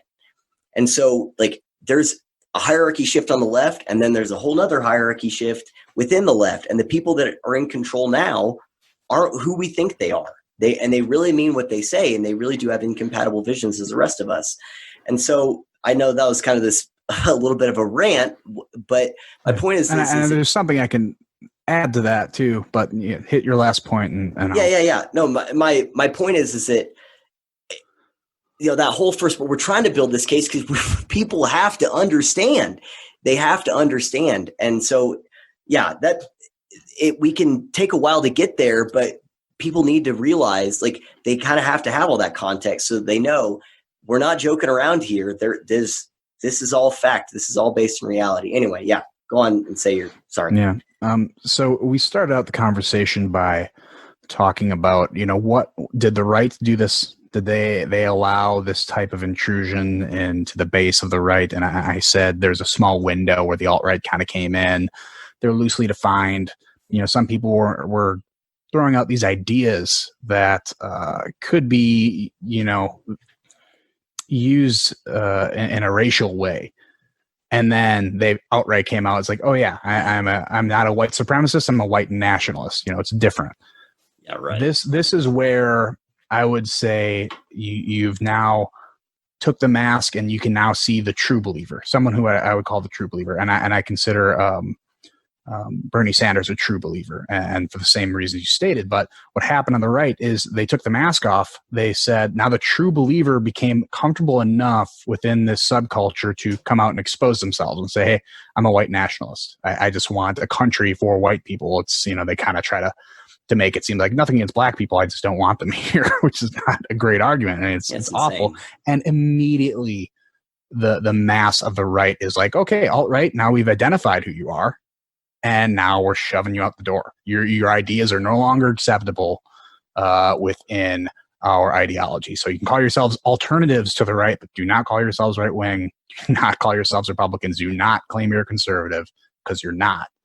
And now what you're talking about here that happened on Twitter is the true believers are comfortable enough within the subculture of the left to expose themselves and say, here are my true beliefs.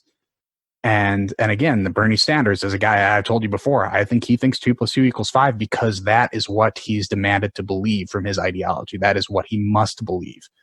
And now you're seeing this mass movement, although it's silly, it's a silly Twitter thing. Your average politician, if Joe Biden, well, I shouldn't say Joe Biden would be super confused and whatever. Ask Kamala Harris about, the thing. She's like, well, they're probably just trying to make a statement and they didn't literally mean 2 + 2 = 5 or whatever. But, do you see the left pushing back on these true believers the same way the right did immediately when they said, okay, we're a white national now mask is off. This is what I am. The right immediately like, no, get out of here. You're gone. There's even that one guy in Iowa who said some dumb stuff and immediately they tossed him out and primaried him. I forgot his name. But the left, they're not doing that. They're not saying, okay, true believers, we see who you are now, get out. defund the police, people who are like, come out and like, no, I literally mean defund the police. They're not getting shoved out. They're like, well, maybe we should hear them out. Maybe, I believe it's the Camden model who defunded their police force. I believe it's Camden, right? Yes. If you remember who they are. Yeah. And, they said they defunded their police, which they did, but then they brought in the state police and their actually police representation increased from there. And what you're seeing now in like Portland, like I just saw an article that was yesterday, the state police are now pulling out of Portland. And now you defund the Portland police.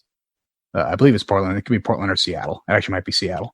But you pull out and you defund their police. You now have an absence of a police force.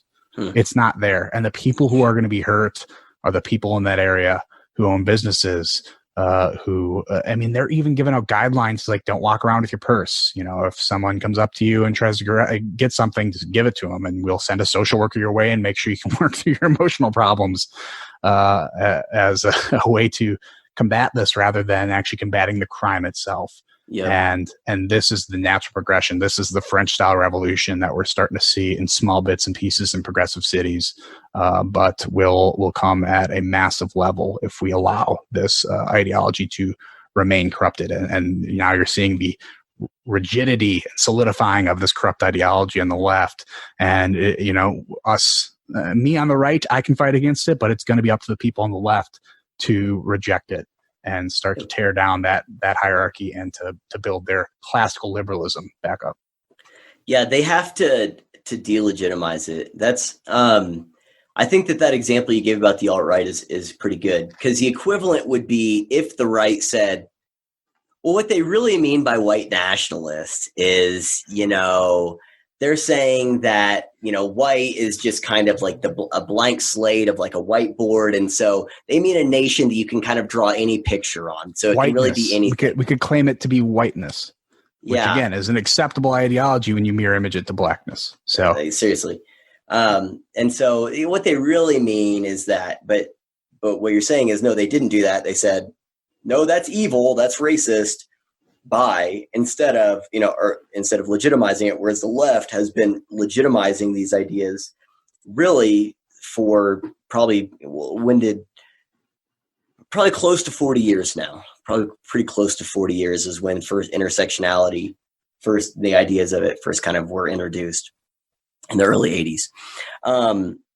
Anyway, so that's good. So let's kind of talk about, I think this would be a good time.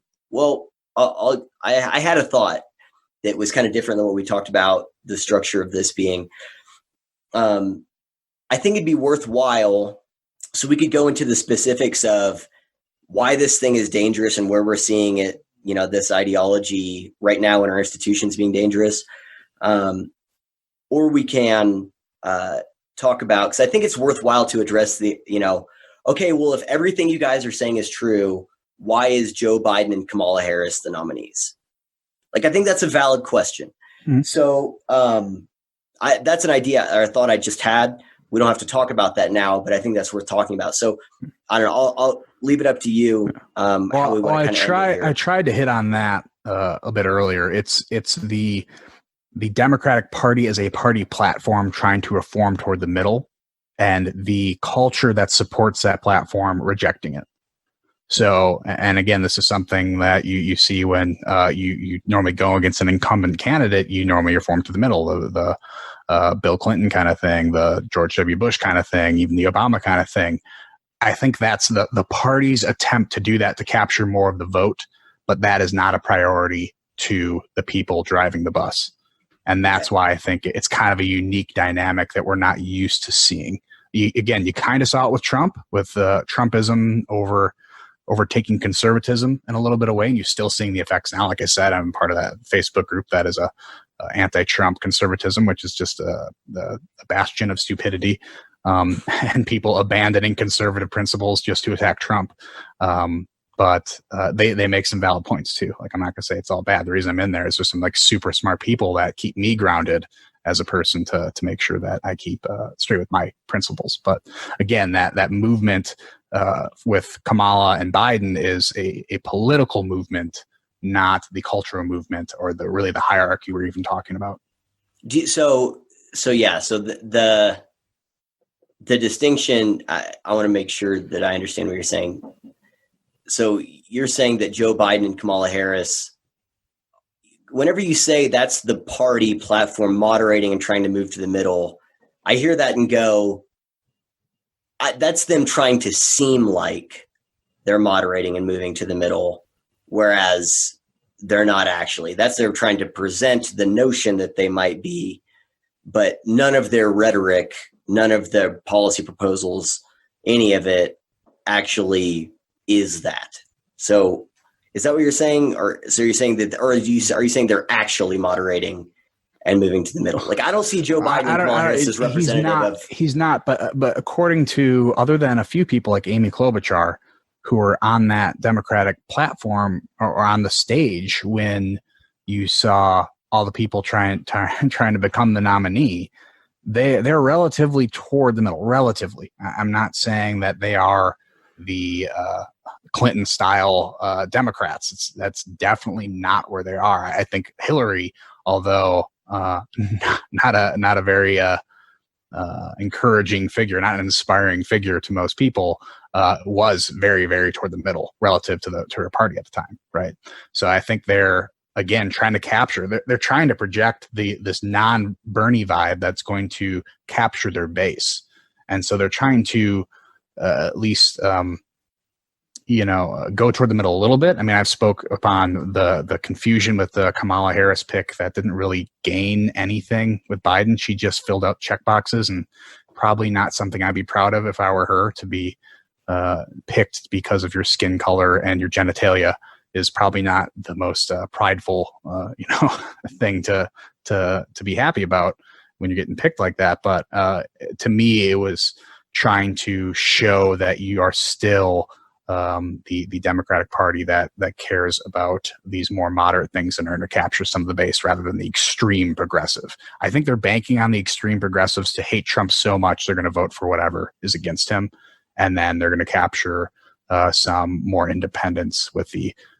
especially Joe Biden is considered a moderate. He's considered about as middle ground as you can get to people who haven't really investigated his past policy ideas. So I think that's what they're trying to do as a political strategy. All right.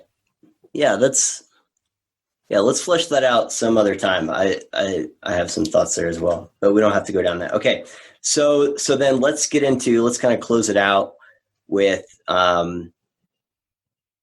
the ways in which this ideology, this kind of far left, kind of orthodoxy, progressive ideology has infiltrated our various hierarchies and has corrupted them.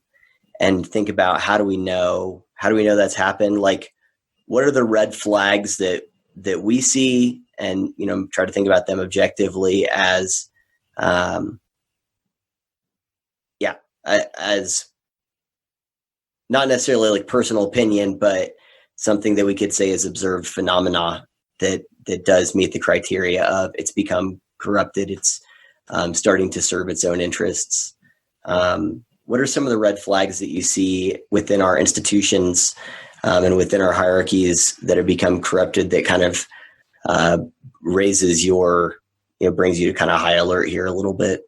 Mm-hmm. So I'd say there are two main red flags, and one you illuminated quite well in the second part of our last conversation with the Rhode Island hospital is cutting off communication or eliminating feedback. You can tell when, and you see this manifest a bit more in the political sphere by condemning all dissent, not allowing feedback into the system. That is when a hierarchy becomes corrupt, because a healthy hierarchy relies on feedback from bottom to top in order to basically kind of the lift all ships model, right? You want to improve everyone's life within the hierarchy, or people at the bottom are going to start to say, well, this doesn't benefit me. I'm exiting out and I'm going to create another one to compete with this one, or I'm going to work to knock it down. So the best way to try to cut that off is to say, okay, your feedback, you can write a letter, send it in, but we're not guaranteeing we're reading the letter, or, we're basically going to say, no, you have to conform to this belief. And if you don't, we're going to call you a racist Nazi. And that's about the worst thing you can call a person in the American context. It's a name or a description that should be reserved for truly evil people. But now we just flippantly say everything that doesn't result in perfect equity is now racist. So we kind of redefine the terms. And that gets to the second red flag, that if you're changing the rules to the game, a complete overhaul of the rules. And I think I've explained this before, as how rules come about. There's no such thing. You don't create a new game and just create arbitrary rules to the game. You start the game and then you figure out the rules along the way that creates the most competitive balance within the game. So, we think about free market capitalism. That's been around for a long time. And now we can kind of refine the rules to the game to make sure that everyone's allowed to play. Because it's kind of the example of that Jordan Peterson brought, and I forgot if it was like hamsters or rats or something like that. They play a game and the most dominant one allows the weaker one to win every so often. So the weaker one has some incentive to keep playing the game. Right. Yep. It's like, it's best for everyone that people who might not be the most competent in some sort of competence hierarchy to still be able to play the game. So you want to be able to give them something of value and something of meaning to stay within the hierarchy. And when you start changing the rules, and some of the ways to change the rules is something like the Jim Crow South, by blatantly changing laws to reinforce the results of the hierarchy you want to be in, to maintain power. You can just objectively just go in and change policy. And that's something we've seen a lot in the past, but you normally don't see that happen right away because it's too hard to pass, especially in a democratic system or a democratic republic that we have. That would be a tough thing to just say, okay, we're going to outlaw hate speech. We've been trying to do that for a while, but you get pushback because people understand the trade-off. So you have to do it in different ways. And one of the other ways to change the rules is the redefinition of words, which is a big one. And if you want to learn more about that, read George Orwell's 1984. It does a great job. I also recommend reading the appendix at the end. I don't know if anyone out there is a big fan of reading the appendices at the end of books or even reading through the notes, but I feel like I need to fully read a book. And that one, he goes through the literal rules of newspeak and the methodology of changing definitions. And actually one of the biggest things they do by changing definitions isn't actually changing definitions. They actually reduce the amount of words in the dictionary. And by reducing the words, you start to change definitions automatically, right? You get rid of the word bad because you can just say good and not good. Well, when you have good and bad, you have a spectrum of good to bad. You have good, kind of bad, bad. But when you go from good to not good, you have a binary. It's either good or not good. There's no nuance in between. And that's a way to change the definition of a word. And we see it a lot, something like racist and anti-racist. You see it in there. And that's just one of the ways you change the rules. So those are my two big red flags, basically cutting off communication or feedback and changing rules.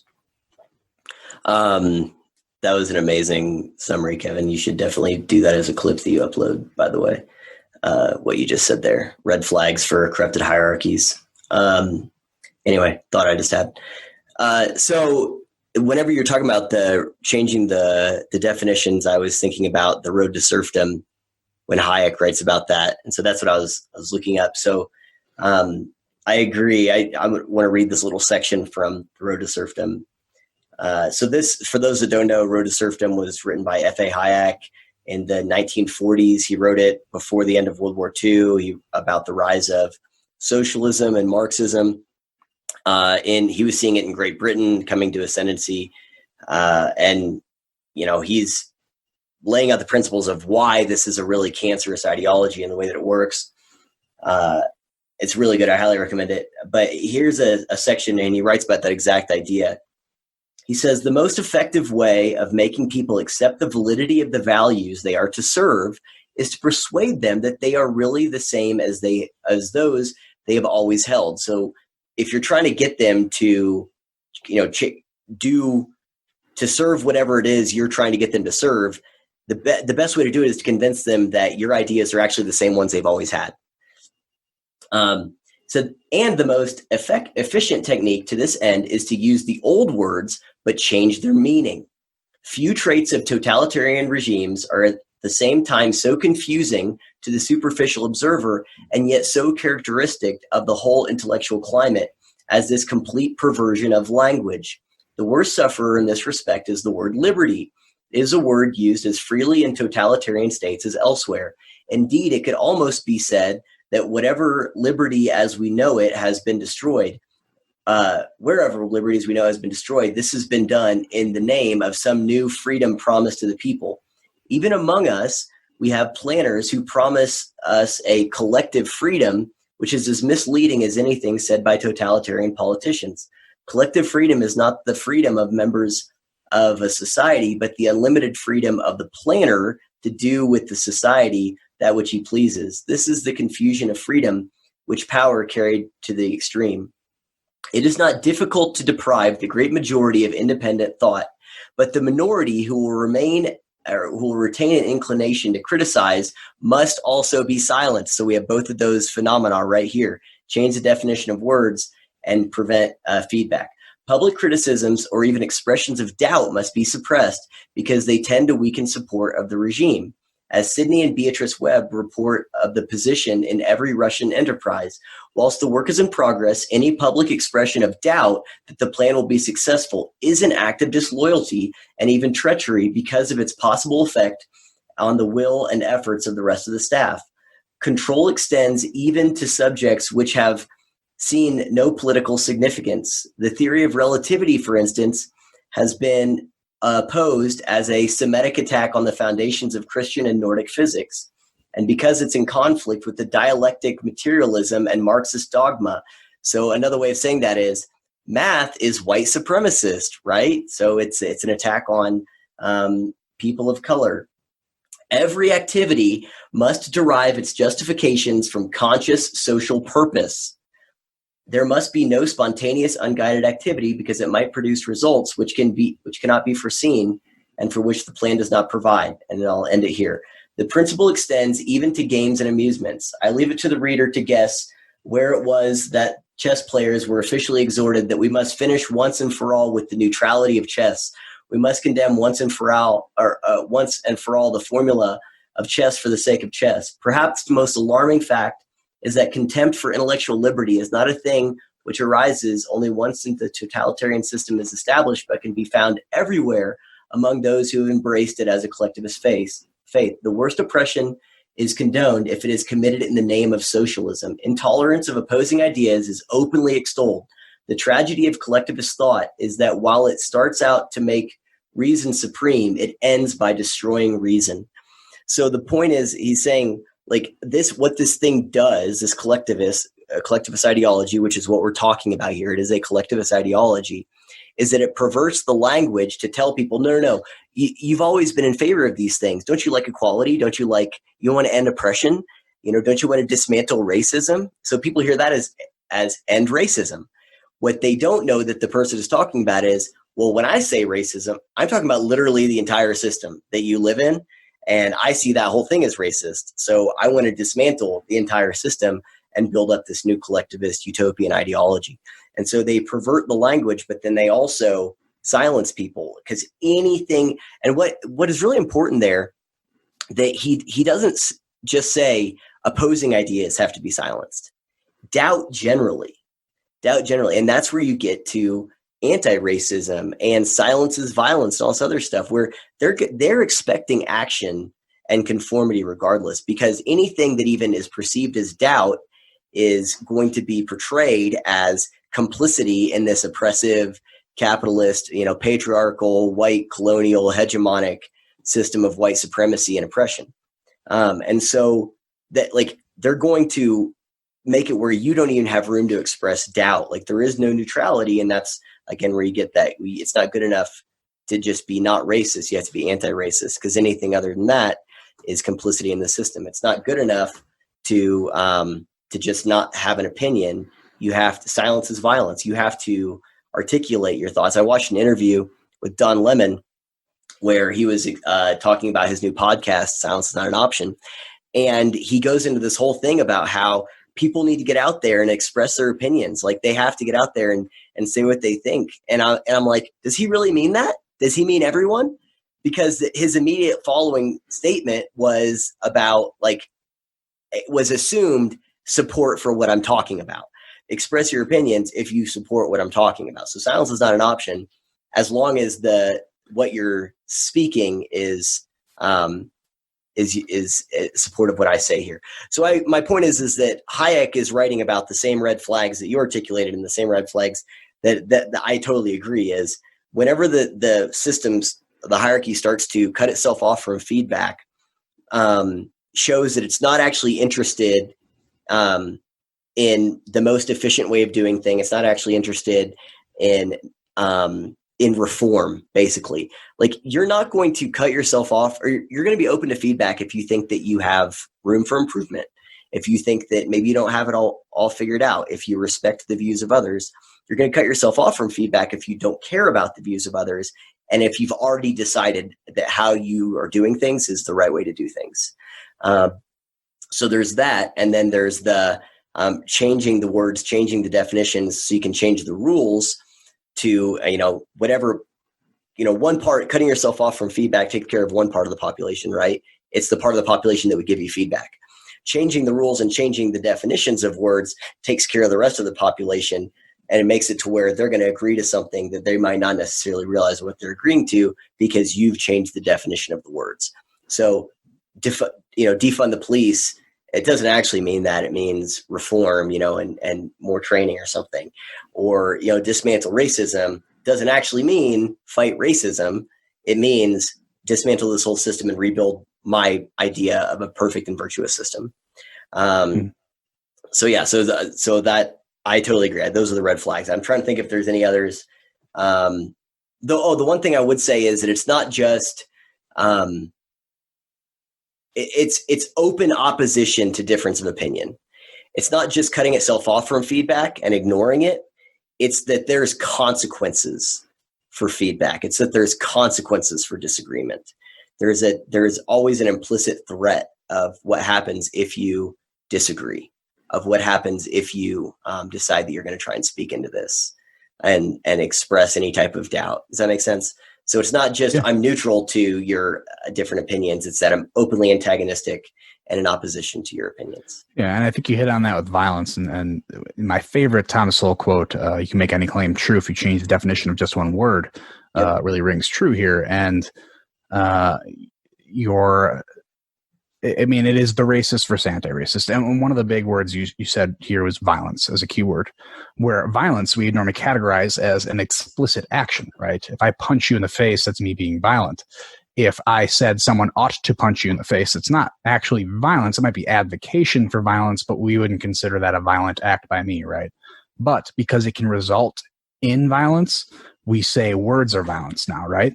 Not because words can literally punch you in the face or hurt you physically, but because they can inspire people to do those things to you. So we consider, we cut the middleman off and we jump from words that advocate for violence to direct violence by you. So you can now say something that's saying your BLM kind of sucks. And they say, oh, that's violence against black people because now someone's going to hear that. They're going to think, oh, BLM does suck. And now that justifies me taking some sort of physical action against someone. So they're jumping it. And it's kind of it is a redefinition of the word, but they do the same thing with racism. Where Ibram Kendi explains racism in his book, How to Be an Anti-Racist, as not you saying white people are better than black people, but it is you advocating for a policy that ends in racial inequities, right? Yep. So this is his way to, one, call things racist that are objectively not racist. Anyone who's had a basic statistics class understand that two groups that are extremely diverse are going to have disparities in their outcomes. It's just a statistical fact. This is going to happen. And he redefines it to not only justify calling things that are racist not racist, but also to advocate for discrimination. So there's a quote that I read during our last podcast that's like, past discrimination makes it moral to advocate for present discrimination. present discrimination makes it moral to advocate for future discrimination. It's like we advocate for discrimination. So as long as it starts to bring racial equity, not equality, equity. And I mean, there's some awful things you can do. And one of the last reviews of his chapter, I kind of explain, the difference. Like, what we want to do is raise all ships. And some ships are still going to be a bit higher than others, but as long as we're all moving upward, that's a good thing. Equity quickly learns the best way to equalize these ships is sink them to the bottom of the ocean. And now they're all at the bottom of the ocean equally. And every single ideology that, especially that takes over a government, will learn this fact eventually. The best way to make everyone equal is to make everyone poor, because that's the easiest way to get there. You can't make everyone equally a billionaire, because that just is going to render the dollar useless. What you can do is tax the billionaires so they get down to the level of everyone else.